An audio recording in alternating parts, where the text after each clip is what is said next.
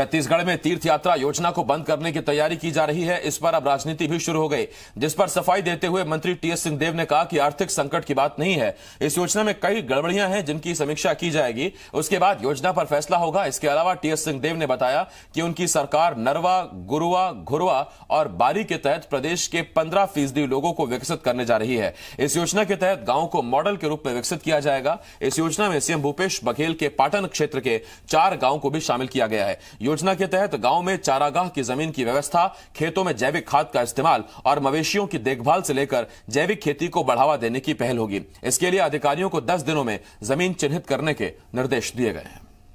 नरवा, गुरुवा और बारी को लेकर जो प्रोजेक्ट के तौर पे आप लोगों ने मॉडल के तौर पे जो गांव चुना है, वो मुख्यमंत्री के गांव को चुना है। पाटन क्षेत्र से इसकी शुरुआत होगी। क्या किस तरीके का स्वरूप होगा इसमें?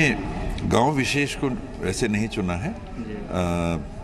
पूरे प्रदेश के 15% पहले चक्र में 15% या उससे कुछ अधिक ग्राम पंचायतों में इसमें काम चालू करने का निर्णय लिया है। ये जरूर है कि मुख्यमंत्री जी की रुचि है तो उनके क्षेत्र में हो सकता है कि और बल देके वहाँ पर करें, ताकि वहाँ का जो मॉडल सफल रूप लेगा तो आसपास भी उसको लागू करने में आसान होगा। और ये भी हम लोगों ने प्रयास किया है कि हर जनपद सदस्य क्षेत्र, व्यक्ति नहीं पर उनका जो भौगोलिक क्षेत्र है, कम से कम एक इकाई प्रारंभिक तौर पे हर जनपद सदस्य क्षेत्र में चालू की जा सके। तीर्थ दर्शन योजना है, उसको बंद किया जा रहा है जो पिछली सरकार की थी।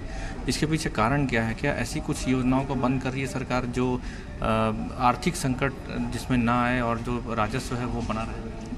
तीर्थ योजना में पैसों की बहुत बड़ी बात नहीं होनी चाहिए, उसके स्वरूप को देखने की बात है। कई लोग गुम जाते थे, कई लोग कुछ हो जाता था, तो मुझे लगता है कि समीक्षा करके उसके बारे में विचार फिर होगा।